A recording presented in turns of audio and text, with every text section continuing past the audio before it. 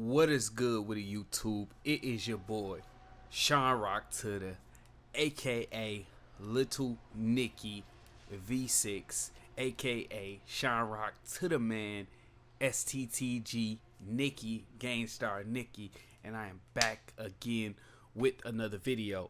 And today, this video will be a podcast style video where I'm going to be talking about culture, the desensitization of culture through social media, technology, and modern day age ways of communication, connection, right? And also absorbing information. I'm going to talk and touch on those subjects. Now, before I even get into this subject, I want to say I don't want to sound as if I'm demonizing social media or that I'm 100% totally anti-social media. To a certain degree, I do have some anti-social media ways, but it's only really based on the research and the evidence that I found, based on books that I've read, based on studies that I've seen, as well as based on my own personal experience and other people's personal experience as well. However, I still see essentially a lot of the benefits that's come from social media, and I'm going to cover some of those before I even get into the desensitization, the way social media has desensitized us as humans. So one of the things that social media has done that has been beneficial is it's essentially allowed entrepreneurs to be able to duplicate themselves in surplus, as well as have multiple streams of income without essentially much work, right? Because there's various platforms that you can be monetized on. You have Facebook, you have Instagram, you have TikTok, and you have various other platforms that's social media like, where you can be monetized. Anytime there's an opportunity to make more legit money for anybody, you gotta salute it, you gotta respect it, because money is a means, it's a solution to certain things, right? It's a solution to housing, shelter, food, clothing, different things of that nature. So social media has provided a platform for people to support themselves and support their loved ones. So I respect that from a holistic perspective all the way. Another way social media has been very impactful is it's allowed us the ability to stay connected to people way away from us, right? From various countries. It's connected us with people that we would never been connected with unless we actually went to another country. It's essentially made somewhat of networking more accessible to us. It's also connected, keeps us connected to family that's distant, right? And to a certain degree, this isn't all the way a benefit, but social media has allowed us to keep tabs on people that we love, right? That we can't get to if we can't afford to get to them, right? You might not be in the position to reach out to somebody, but you can get on social media and can kind of get a little bit. You can see maybe, your friends and family's kids. You can see, their significant other and various different things like that. So there's a lot of benefits to social media. Another benefit is the easy accessible technology that you can get. Technology information, right? The information that you can get it extremely fast through social media. So that's also a benefit as well. Now, to all of those benefits, there's a detriment to those things. And I'm not gonna name them specific, but I want to get into some of the devastating things that I've seen of social media. I'm going to talk about the effects that I've seen. Now, I myself personally have went out at the parks, and I haven't released this video yet, but I plan to release it at some point when I'm able to sit down and edit it. But I asked a variety of people about the effects of social media. I asked older people, younger people, middle-aged people. I guess middle-aged people, you would call me like middle-aged, I guess, because I'm like in my 30s. But I noticed a significant difference in the age groups, and I'm just gonna kind of give like a just a simple basic response from each age group.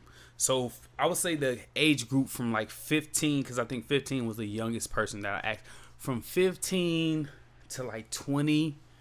Man, like the response that I got was like the most shocking, because their response was like extremely positive about social media. They had nothing but absolute the best things to speak about social media. They basically said that social media is a great platform to be connected. One guy that I talked to, he was coming from the basketball court, and he was telling me how basically social media connected him and all his friends, because they all kind of like piled up in a car. 3 of them gave me a answer, but anyways, he basically said how social media was the reason why they even would get together quickly to hoop, because they would all reach out to each other on social media and say, we gonna meet here, boom boom boom, and that's what they did. So the majority of the young group was like, that social media is a connector, it's positive, you get a lot of love. Some of them did say that you get hate, but not, it just seemed like a positive response. Okay, the second group, which I would say like the middle age group, I would say like between like 24 and I would say like 40, which is my age group. This age group had the most challenging view of social media, and they talked more about the detriments of social media in terms of relationships, in terms of family. A lot of people talked about family relationships and how relationships seem fake, and social media is basically like this platform for like a fake life that doesn't really exist in the real world, and everybody gets on there and basically pretends to have like this deep connection and love for each other, when in real life it's like the total opposite. But on social media, it's, it appears that, we're all like genuinely connected in the family. This wasn't my response. My response was more talking about the superficialness of relationships, the artificial engagements, and just the emptiness and the loneliness that comes with the social media addiction. Because I think the addiction is the problem. Initially, when you get on there, it seems like it's good, fine and dandy, and then it becomes an automatic addiction. It kind of feels like gambling. It kind of feels like drugs. It just feels like an addiction, and it feels like you're trying to fill a void, find a distraction, and that's what it seems like. The older crowd, the oldest 2 people I interviewed was, one person was like 49 and one person was like 56. Unfortunately, I wasn't able to interview anybody older, but these 2 people basically said they didn't even have social media, and all they, like, their response to social media was kind of like, the older person's response to like, the young kids shooting guns and stuff like that. Their response was like, well, nobody fights anymore. These punks is quick to pick up a gun. Like, so that's kind of how they basically responded to social media, as if it's like, it's this fake place that does not really matter, and we don't know how to be a community anymore. That was basically the gist of the response that I got. So that's 2 of 3 responses that was not the most positive. Now I want to talk about what I see as a problem with social media. I see that social media zaps the richness out of life experiences holistically. Like it totally zaps it. And here's what I mean. Number 1, social media has stolen the initial social skills that we had to develop, because in order to have rich experiences, we had to be at that particular place, right?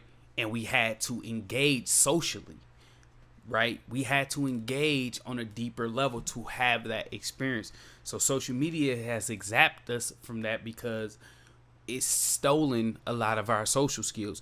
A lot of times, you know, when I'm in the park, even myself personally, when I'm uncomfortable, when I'm around new people, or when I'm bored, I easily distract myself with social media, a technology, when I feel uncomfortable in situations, because it's just an easy thing to do. Social media, I'm not even present with the people that I'm with. I'm present on social media, but I'm not even present with the people that I'm there with, right? So it's making our social skills completely awkward. It makes us almost like just non-sociable to a certain degree. That's the first thing. And then the second thing is like, we can't even live in that moment. Like, we've came a long way from, you know, back in the days. You remember when we had like the Polaroid cameras where you would take the freaking, you know, take the picture and then it would develop, you would fan it and you would see the pictures. Like, it's totally different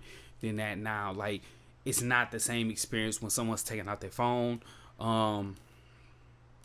to take a picture. And here's why.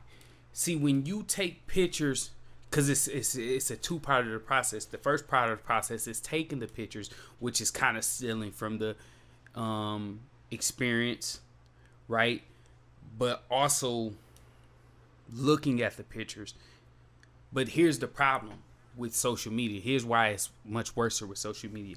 Because you take the pictures initially, now not necessarily for the experience, but more so for the validation of the experience and the approval of people that's not even there. Which you kind of do that. We kind of did that with photos, but it was much, much different because we couldn't really get to those people directly right immediately. Where on social media, as soon as you take the pictures, you get to the people right immediately. Secondly, the problem comes in when you can't even enjoy the experience because you're too focused on taking the pictures. Once again, when you would take the pictures in the past, it did not affect the experience the same because the anxiety hue and the background hue in the brain was not as strong, trying to get that, as far as trying to get that dopamine hit that we get when we're trying to make sure that we're capturing the perfect moment to immediately put that on social media. Totally different experience. And then the third reason that's different than back in the day when we take Polaroid pictures, actually two reasons.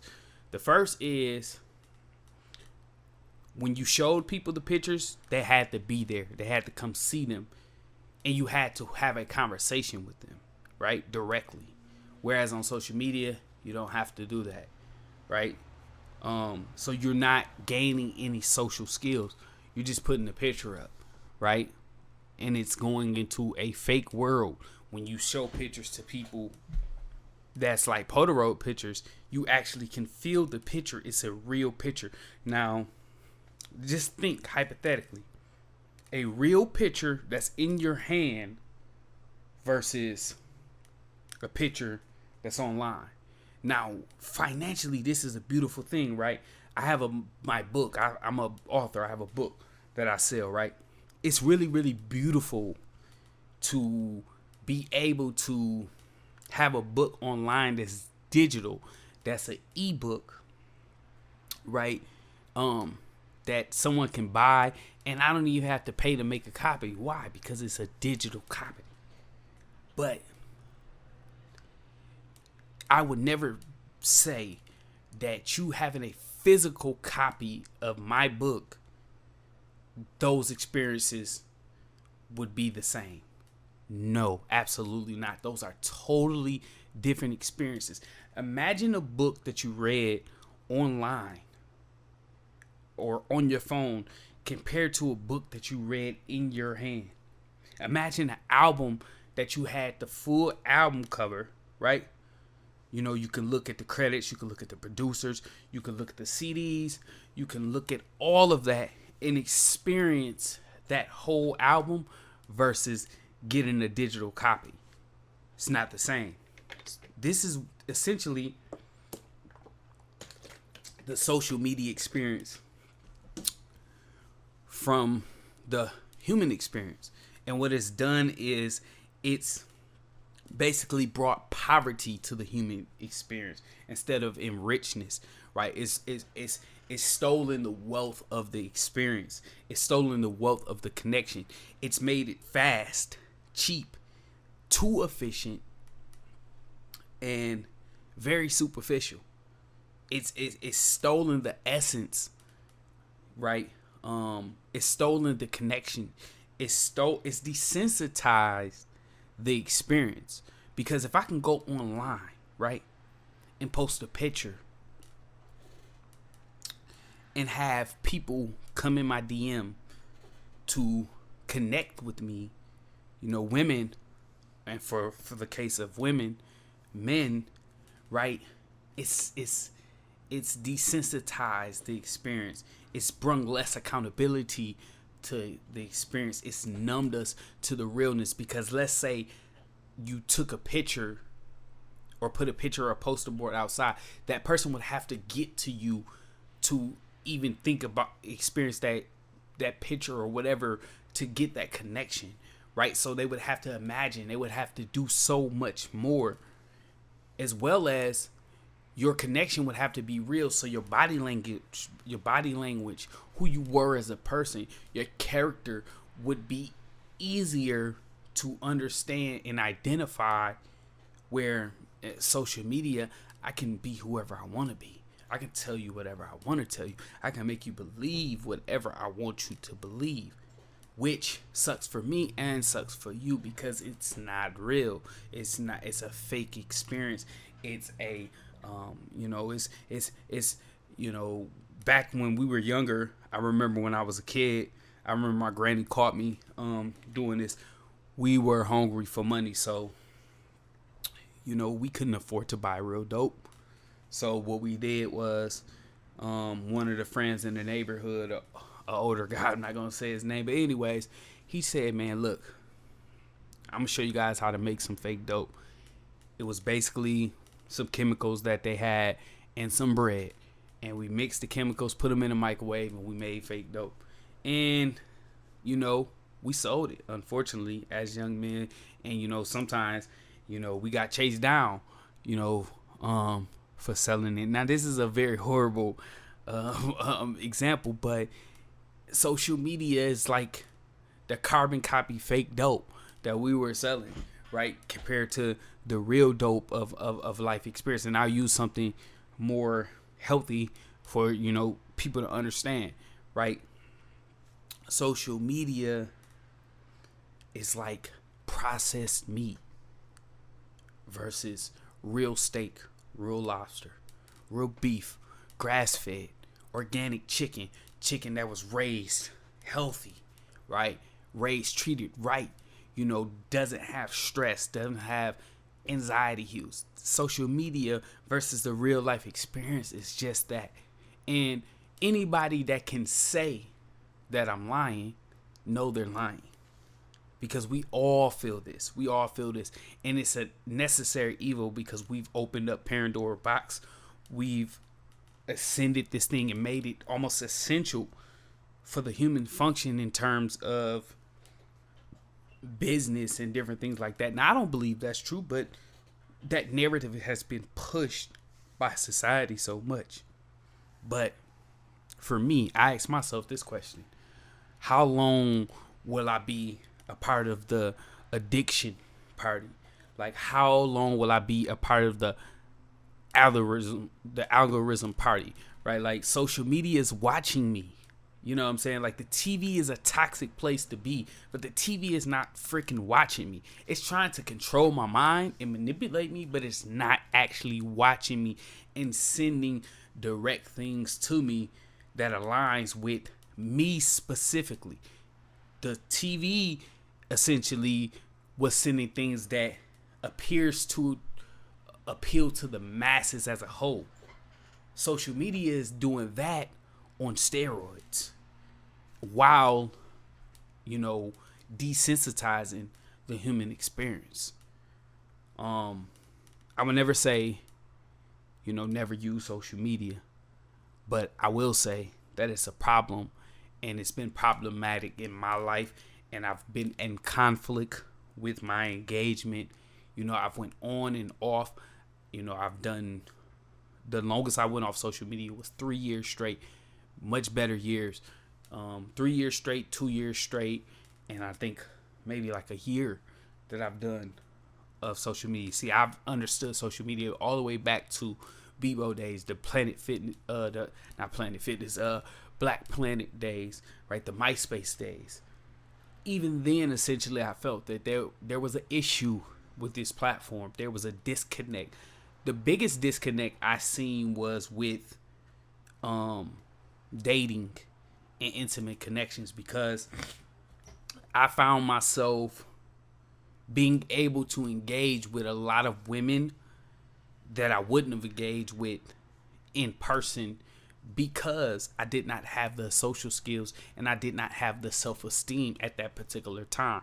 Now, that would seem like it would be a win-win, but it's actually not a win-win, because I need, as a man, as a person, as a human, you need to develop the proper social skills. You need the proper skills in order to survive. Dating is a part of surviving. So if you don't know how to engage and have a proper conversation with a person, because of your self-esteem issues and because of your confidence issues, then that's a problem. So social media has actually elevated that more.